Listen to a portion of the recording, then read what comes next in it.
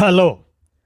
కానమోకు కథావచనం మోహనవచనం పరిజ్ఞాన హితబాండం నిత్య చదువరి శ్రోతలకు ఆహ్వానం.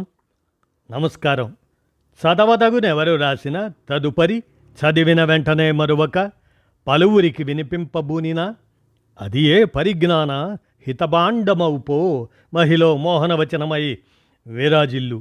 పరిజ్ఞాన హితబాండం లక్ష్యం ప్రతివారీ సమాచార హక్కు.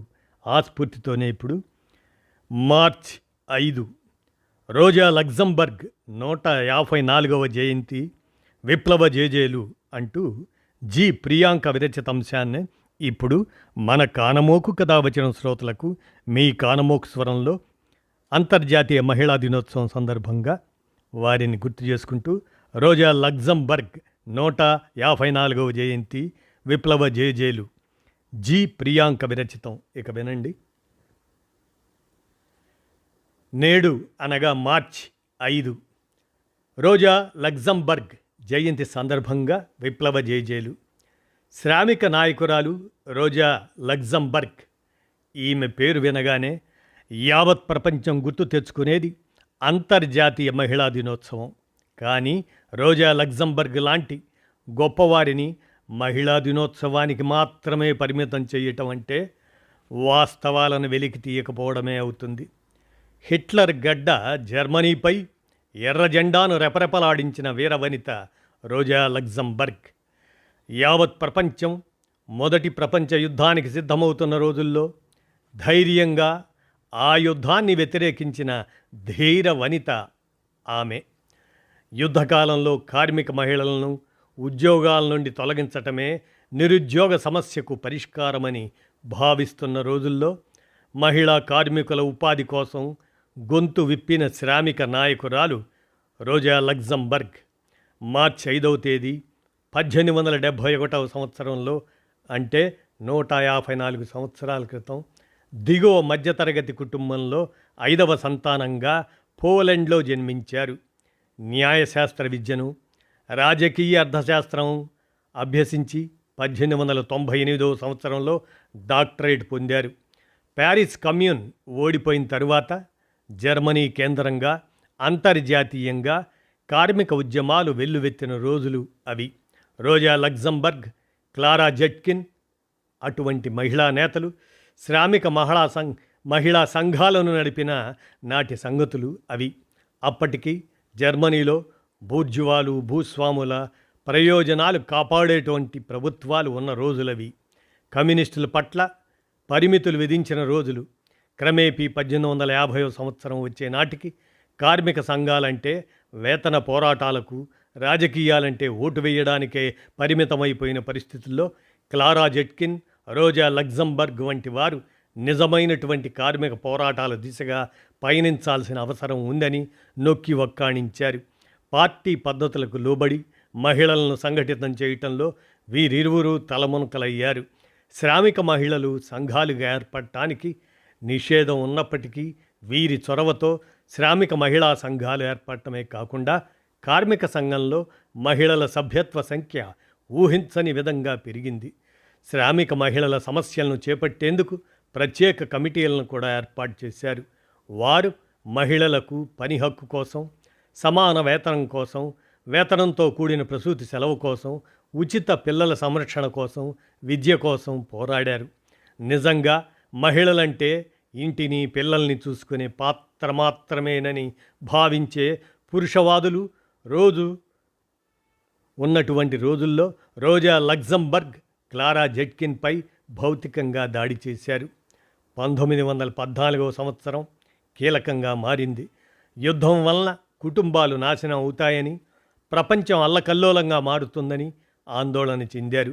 జర్మనీకి ఉన్న ఈ యుద్ధదాహం వలన ధనికులు, పెట్టుబడిదారులు, భూస్వాములు లాభపడతారేమో కానీ సామాన్య ప్రజానీకం కష్టాల పాలవుతారని ఆందోళన చెందారు. దీంతో 1915వ సంవత్సరం మార్చిలో రోజా లగ్జంబర్గ్, క్లారా జెట్కిన్ యుద్ధానికి వ్యతిరేకంగా అంతర్జాతీయ మహిళా సదస్సును నిర్వహించారు. వీరి నిర్ణయం నచ్చని అనేక మంది వీరిని ఒంటరిని చేశారు. ఇబ్బందులను అధిగమిస్తూ యుద్ధానికి వ్యతిరేకంగా ఆందోళన చేయడానికి ప్రణాళిక సిద్ధం చేసుకొని 1918లో జర్మన్ కమ్యూనిస్ట్ పార్టీని స్థాపించారు. పార్టీలో మహిళా సభ్యుల సంఖ్యను పెంచడానికి ఎంతో శ్రమించారు. కొన్నాళ్లకి స్పార్టకస్ లీగ్ను స్థాపించారు. స్వేచ్ఛ అంటే పాలకుల స్వేచ్ఛ కాదని ప్రజల స్వేచ్ఛ అని గట్టిగా నినదించారు. మరోపక్క యుద్ధానంతరం నిరుద్యోగం విపరీతంగా పెరిగింది. ఈ నిరుద్యోగ సమస్యను నియంత్రించకుండా పాలన సాధ్యం కాదనే భయంతో నిరుద్యోగ సమస్య పరిష్కారానికి మహిళా ఉద్యోగాలను తొలగించటమే లక్ష్యంగా పెట్టుకున్నారు ఆనాటి పాలకులు. ఈ కుతంత్రాన్ని రోజా లగ్జంబర్గ్, క్లారా జెట్కిన్లు తీవ్రంగా వ్యతిరేకించారు. మహిళా కార్మికులారా ఏకం కండి అని నినదిస్తూ మహిళా ఉద్యోగాల రక్షణకు యత్నించారు. రోజా లగ్జంబర్గ్ ఒక మంచి ఉపన్యాసకురాలు. ఆమె ఉపన్యాసాలతో ఎంతో మందిని ఉత్తేజపరుస్తూ కార్మిక ఉద్యమాల వైపు నడిపించారు. అంతర్గత బహిర్గత పోరాటాల్లో ఎన్ని ఆటుపోట్లు వచ్చినా ఎదుర్కొని నిలబడ్డారు. జీవితంలో వచ్చిన ఇబ్బందులను వాటిని సైతం అధిగమించి విప్లవ కార్యాచరణ వైపు ముందుకు సాగారు. ఒకానొక సందర్భంలో గృహిణిగా ఉంటూ పిల్లల్ని పెంచటమా లేదా విప్లవం కోసం ముందుకు సాగటమా అన్న మీమాంస ఎదురైనప్పుడు రెండింటినీ సమానంగా నడపగల సామర్థ్యం తనకు ఉందని భర్తతో వాదిస్తారు రోజా లగ్జంబర్గ్. చివరకు వ్యక్తిగత జీవితంలో వచ్చిన ఇబ్బందులను అధిగమించి తన జీవితాన్ని విప్లవానికి అంకితం చేశారు. జనవరి 15, 1919 సంవత్సరంలో జర్మనీలోని బెర్లిన్లో హత్యకు గురయ్యారు. ఆ తర్వాత ఆమె పార్థివ దేహాన్ని లెండర్ నదిలో విసిరేశారు. ఒక నెల తర్వాత ఆ శవాన్ని గుర్తించారు. ఆమె తన జీవితం మొత్తాన్ని విప్లవం కోసం, కార్మికుల కోసం, శ్రామిక మహిళల కోసం అంకితం చేశారు. నేటికి ఆమె మరణించి 1 శతాబ్దం పూర్తవుతున్నప్పటికీ ఆమె ఏ ఆశయం కోసమైతే నినదించారో నేటికి ఆ ఆశయం నెరవేరకపోవటం దురదృష్టకరం. నాడు మొదటి ప్రపంచ యుద్ధానికి వ్యతిరేకంగా ఆమె నినదిస్తే నేడు అమెరికన్ సామ్రాజ్యవాదం 3వ ప్రపంచ యుద్ధానికి సిద్ధమవటం శోచనీయం. ఆనాడు మహిళా ఉద్యోగులను తొలగించడం ద్వారా నిరుద్యోగ సమస్యలు అధిగమించాలనుకుంటే నేడు బీజేపీ పాలకులు మహిళలు ఉద్యోగాలకు పోటీ పడటం వలన పురుషులకు ఉద్యోగాలు కరువైపోతాయి అనడం మహిళా లోకానికి అవమానకరం. ఉద్యోగాలు కల్పించాల్సిన ప్రభుత్వాలు నిరుద్యోగిత వైపు నెట్టివేస్తూ మరోవైపు దానికి మహిళలే కారణం అని చెప్తున్నారు. వారు తప్పించుకోవడానికి మహిళలను నిందితులుగా చూపుతున్నారు.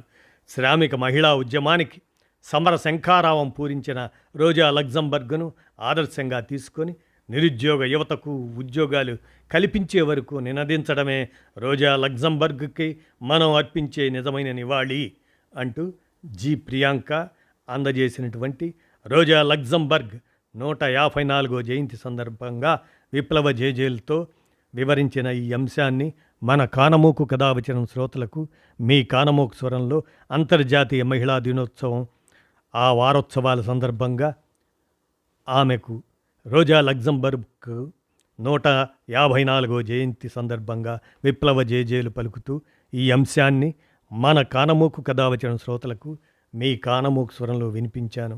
విన్నారుగా, ధన్యవాదాలు.